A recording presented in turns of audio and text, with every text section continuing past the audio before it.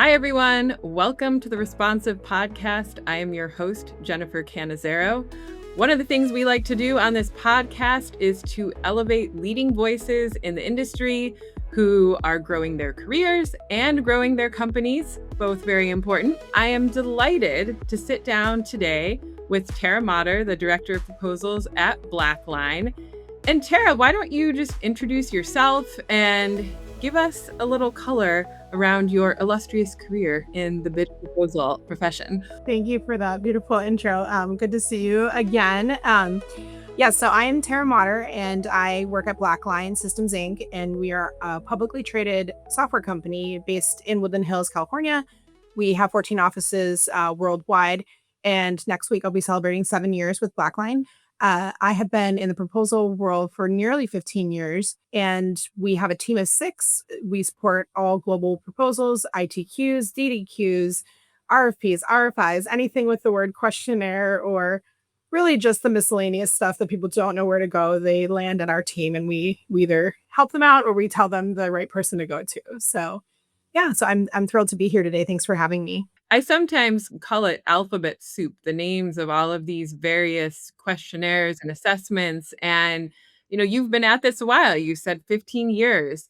How have things shifted over that time in just the scope and the relevance of what you've been driving and how you've seen things evolve? Sure. So when I started in this path, I didn't know what an RFP was, right? I was recruited because a recruiter remembered that they said, they gave me that question of like, if you could do anything, like, what would you do? I'm like, I love writing. And they needed someone with my legal background. I was a paralegal prior and worked in e-discovery for a while. And so coincidentally, not coincidentally, but like luckily, my boss at that time was like a total RFP nerd. I loved it. Like he taught me the process. He taught me the color change reviews and all the things.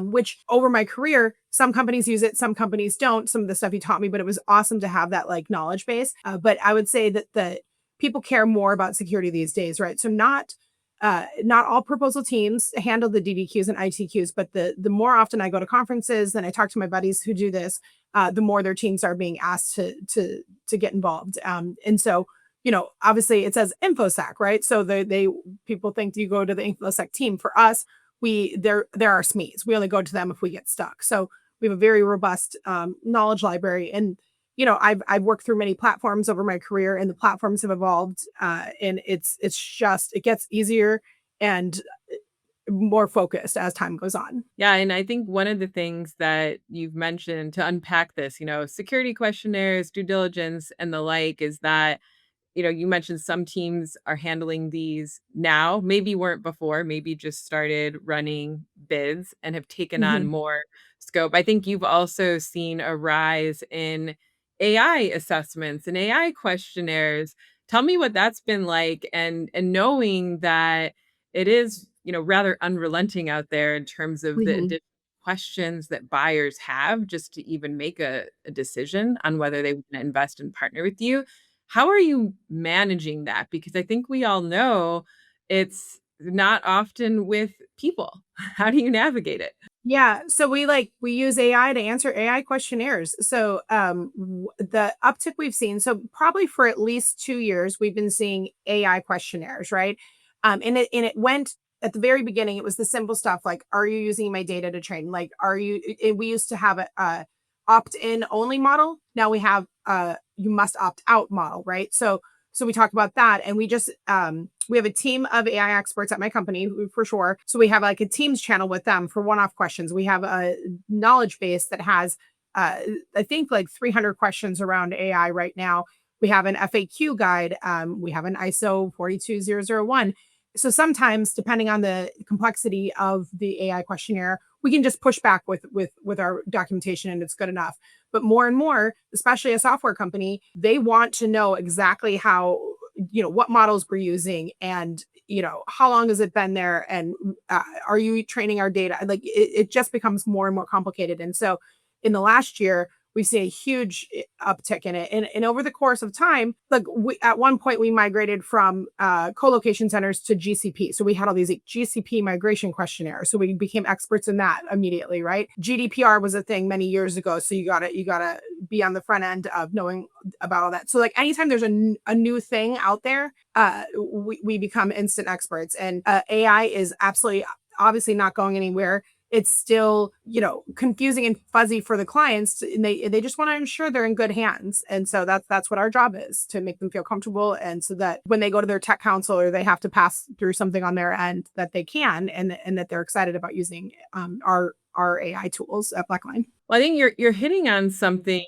that's worth emphasizing, which is that your team and all of the other strategic response teams out there are really the tip of the spear in understanding what's weighing on a buyer's mind. So AI is the hot topic, GDPR is the hot topic, whatever the topic du jour is. The flavor of the day, yeah. Yeah, the flavor of the day. You see it in the influx of questions and questionnaires that you're getting.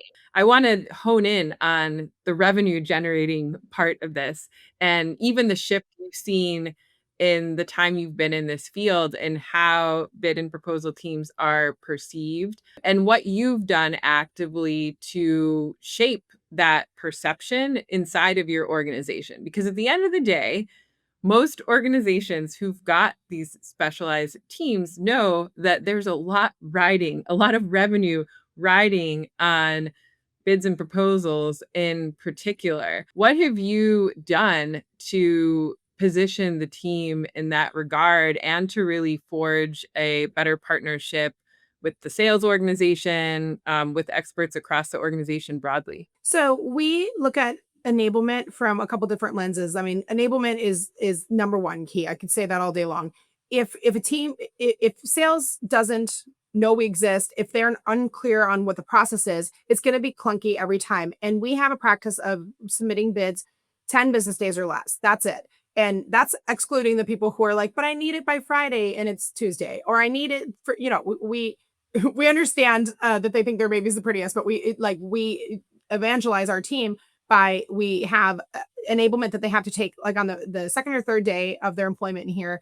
That's kind of our overview. We have this cute little AI video of me, but it's not me. It's some AI bot explaining our process. If you learn better that way, we have a job aid. We use HighSpot to house our internal documentation. So there's a link to HighSpot. We also have a proposal center of excellence page on our internal homepage too. So there's multiple ways, and I used to do like in-person enablement, at new hire sales training. And we just decided last week that, yeah, they're learning it on day 3, but they might not need it till month 6, right? So of course you don't use it, you lose it. So I'm going to be guesting on their quarterly, like kind of update calls of like, what's going on, what's the latest. Like we just turned on the Salesforce connector, or next week we're turning on the Salesforce connector between responsive and our Salesforce. So we're really excited about that. And so that's something I would, so it's just about ensuring that they know how important our team is, getting us the request on day 1,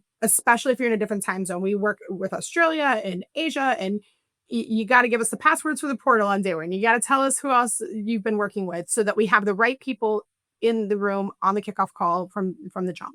So, Tara, you're hitting on a couple of things that I think are really important. One is the positioning of the team as the proposal center of excellence, because it truly is. And also the importance of internal marketing. I mean, heck, I work in marketing, but whatever your role is, you've got to be marketing yourself. You have to allow the field to understand how they can tap into your special powers and partner. At the same time, there are always those naysayers out there. And maybe you've encountered some in your career.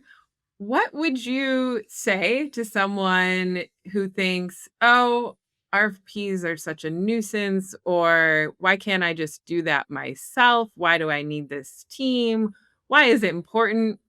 How would you position the value? Yeah, it's a good question. And of course, I mean, the preferred thing is like, oh, thank God, if a new rep comes to us, thank God we have a proposal team. My last company didn't. We have to do these by ourselves. It's a nightmare. But then we have these people that think like, this should be simple. This is our favorite phrase. Like, this one should be simple. That's why I'm only giving you 4 days. It should be. I looked at the questions, Tara. I looked at the questions. It's not going to take you that long.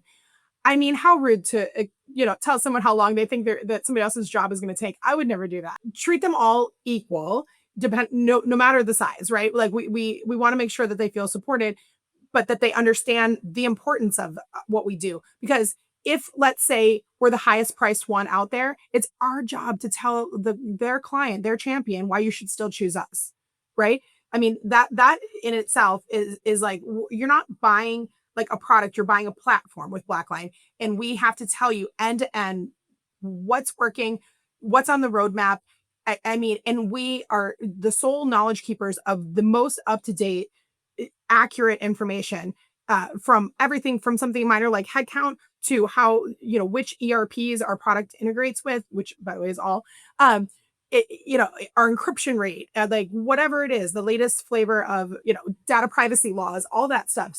So we do, I think we do a pretty good job at letting them know how important this team is and strategic. I mean, we account for the revenue that we bring in, 30% of it is attributed to RFPs. Which is significant. And we enjoy a 50% win rate right now, which is no small thing either. Yeah, I love how you said enjoy. It's like as if someone served it to you. I know you've worked hard, but do enjoy it because that's a great win rate.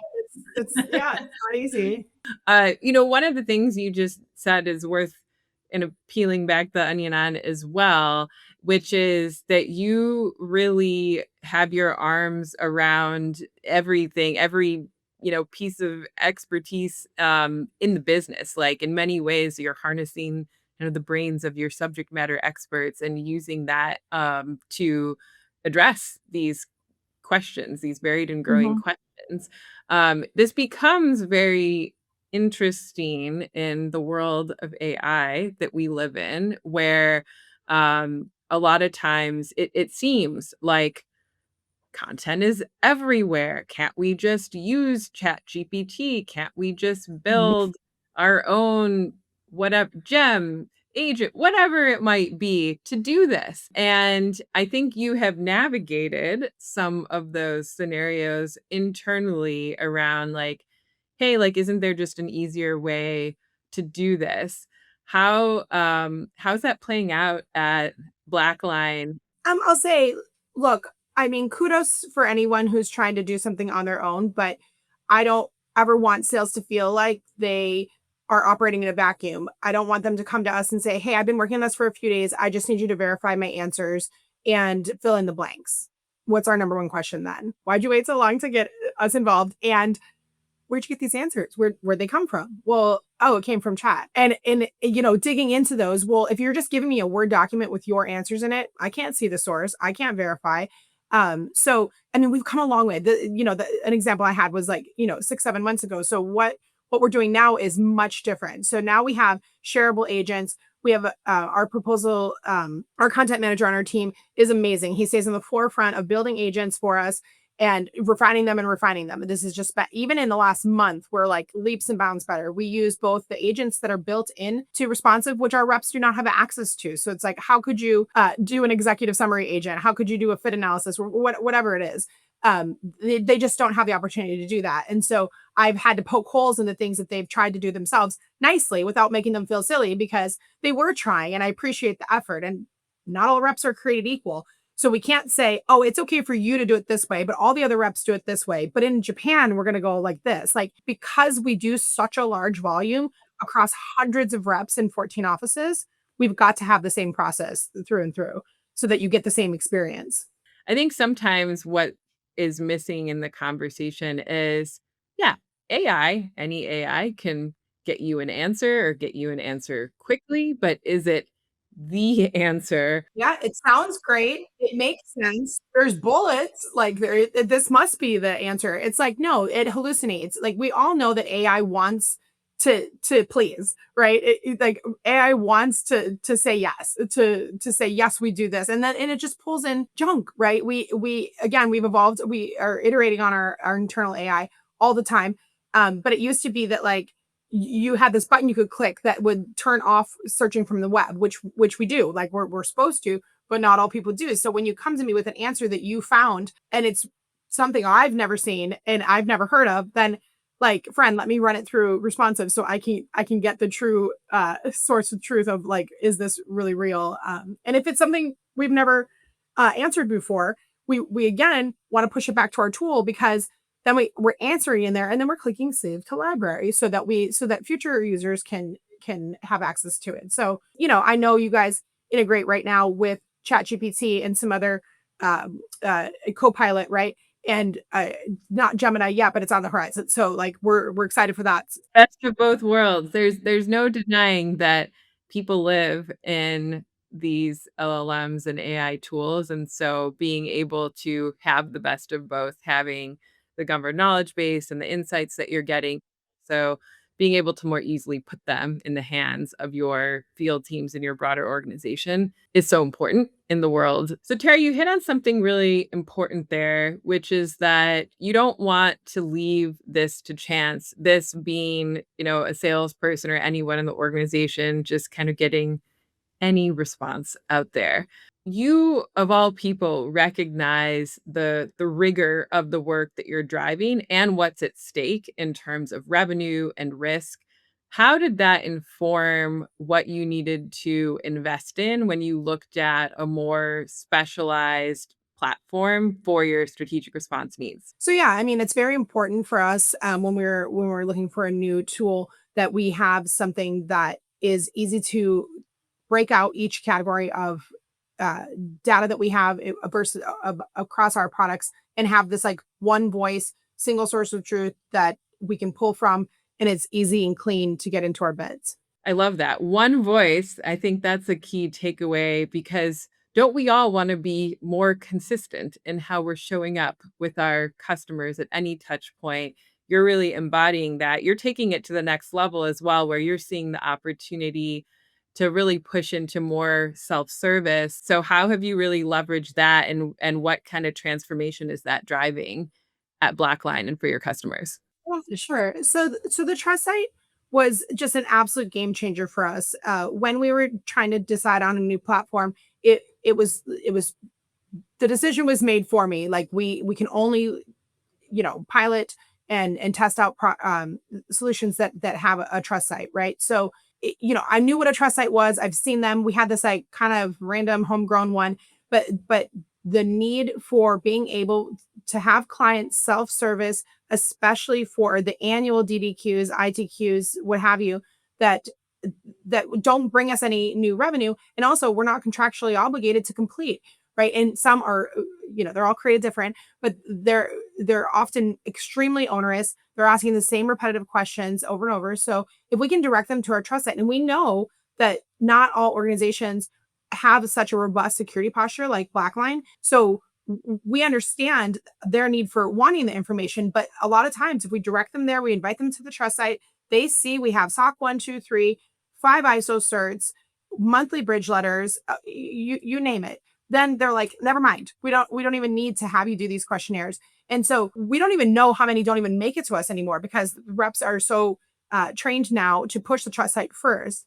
And so we just kind of have a meet in the middle, and it's worked out really well. We have a huge amount of traffic on our trust site, and it's only growing. Well, that's incredible. And, I've got a bit of like the, inside baseball view here, looking across a number of different organizations that have a trust center. And what we typically see is that it could be anywhere between typically like 70-80% of what would have gone to like a longer form questionnaire is completely circumvented and then goes Yep. to self-service through a trust center. So I get it. It's hard for you to see what you're not getting at the same Right. time. The beauty of it is it's a lift for not only BlackLine, but also for your customers, because let's be Mhm. honest, anyone from information security, other teams that's looking for this documentation, like, I think we're kidding ourselves if we think they're reading every single page of every Never. single There's no way. document. They Looking for probably a yes. There. Yeah, they want a few things that they're honing in on. When was your latest pen test, the results of Mhm. your audit, whatever it might be, they want those things answered as quickly as possible so that they can then move on and continue the process. That's not how they want to be spending their time either, but they do need those things as table stakes. So I think it is just a game changer in the name of customer experience as well, for you to now be able to say, I think you're going to ask for this. So let me say something about that. So yes, we want to be more proactive versus reactive. So we're enabling our sales force. We're saying, hey, we know because we're a software company that deals with companies' financial and accounting data, which is very secure. We know that they're going to want some sort of security, checklist at some point. So early on in the conversation, if they're liking where things are going, don't wait for them to give you one 5 days before they're going to sign. Do it early in the process. As long as they're in an NDA in process, we will send it out to whoever. If you have 5 contacts there that need it, no problem, right? We used to have a license-based only community portal. So if you didn't have a license, meaning all prospects did not have access to self-service prior to this trust site. So that has been a massive change for us, and they can check that box off the list early in the process. So we're seeing a lot less month end, quarter end rushes for ITQs, even in the 6-8 months we've been pushing the trust sites. We've touched on the importance of experience and the experience that you're providing to your customers. At the same time, you're also working with different external partners and technologies. What delivers a standout experience for you in the work that you're doing? We treat all our clients equally, and we appreciate when companies do the same for us. Like, we might be, a smaller fish in a bigger pond. We've never felt that at Responsive. And, we work with other vendors where we kind of feel like we're lower on the totem pole, and we get it, and that's fine. But when, since the first people I talked to at Responsive up until today, and the people I met at APMP even last week, we've always felt like they're listening, they're reacting to what we're saying. It's important, like whatever we're saying is important, and things get moved up on the roadmap because we're asking for them. And the timeliness and hand holding that we've had has been next level. So it's been that was a huge driver for us. Well, that's amazing. And we love to hear that. So thank you for sharing that. We've touched on at a few different points today, inevitably, AI. And one of the things I wanted to get your perspective on is what this means for you as a leader of a strategic response team that's clearly got a lot on your shoulders. What are your expectations for AI proficiency or AI fluency, and how are you really bringing the team along with you as you navigate what might be called a turbulent and ever changing AI landscape? Sure. So I would definitely call myself an AI evangelist. I love adopting new technology. I love process improvement and proficiency. Like, the reason to keep doing something in an organization, it can never be because we've always done it this way. Like, that doesn't land well with me. And we have a team in place that is really digging into the stuff. And I'll say there's at least 2 people on our team that are more AI proficient than I am. But I'm the one saying, like, it needs to happen, right? Me and my boss. And one thing that is a must have on our team is using AI in Responsive as a first draft. Like, we've got to run it through AI. We have the prompts in place. We have the collection set up. There's no reason, there's no excuse to not run a first draft through. And so that's a bare minimum. And at the higher end is utilizing agents so that we're finding the more difficult answers, because we do sometimes have to go to our own Gemini to try and find a complex answer and then run that past a SME to make sure, because yes, even though Gemini said it's the answer, we have to do our own due diligence. Once we get that response, put it in Responsive, save to library. So these are things that we're continuing to train our team on.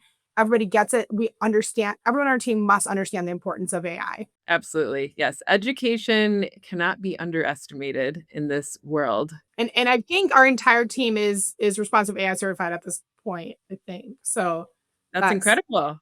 No, well, that's another, just broadly, the upskilling, the certifications, there's a lot of good stuff out there, and Mhm. organizations and courses that can help with Yeah. the team. We saw in our SRM research that yes, organizations are leaning into technology, AI, as investments, but also investing pretty significantly in training and upskilling, because you can't really have one without the other.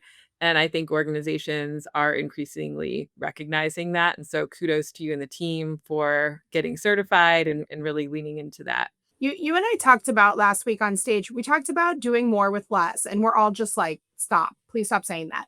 But what does it mean in reality? I mean, it means utilizing the tools in front of you, and it's much cheaper to take a free LinkedIn learning course, something through APMP, something Responsive's offering, and you guys have deals and sales and all these things all the time. So it doesn't have to be expensive, and it doesn't actually have to be that time intensive. And most of them are on demand because that's how the world works right now. So if you can't, put money into warm bodies and new hires, and that even if you can afford it, that might not be the answer for an organization. This upskilling and ensuring that everyone's understanding the reason for it. Like that's a big thing on my team too. It's like, I'm happy to do what you need me to do, happy to follow along, but please tell me the why. Like what's important? What am I getting out of it? Like will that save me time? It helps us to be able to focus and tailor our bids. We tailor our bids to industry, right? Like we have industry specific answers in Responsive, which is new for us. It used to just be like, this is what it does. And now we can give it a better flavor because we have that time back. I love the points you're making. Don't accept the way things have always been done. Question, what problem are we really trying to solve? And the answers may surprise you when you ask the right questions. And that's really why Mm-hmm. curiosity is a skill that will be a critical skill for Yeah. ages, however mature and sophisticated AI becomes. As we wrap today, we'll kind of go back to where we started, which is, you're really seasoned in this profession. You've got many pearls of wisdom that you have shared. What's one thing you want to leave the audience with that they can do differently tomorrow as they're really looking to elevate their profile and the way in which they're growing their organizations? Sure. So I love this question. I think it's up to us as proposal professionals to make the case for ourselves. Why are we important? Why are we a strategic partner in the organization and not an afterthought? The more you're in front of people, the more they know who you are, what you do. Your quality of work should speak for itself. There's no reason they shouldn't know who you are, right? And but you have to come up with the metrics. If you're not measuring anything past win rate, you're behind. You need to dig into things like the SRM report. APMP puts out things. There's so many different things that can be measured in terms of the value that a proposal team, a proposal center of excellence brings to our organization. I love that. Well, we have hit on so many important topics Mhm. today. We'll end on that note. I love, Tara, the way that you're really pioneering the way you think about self-service, scaling that curated knowledge base, forging the partnership with the broader revenue organization, and leaning into all of the learning and technologies at your disposal to really up level the work that you're doing every day. So thank you so much for joining Thanks us for having me. today.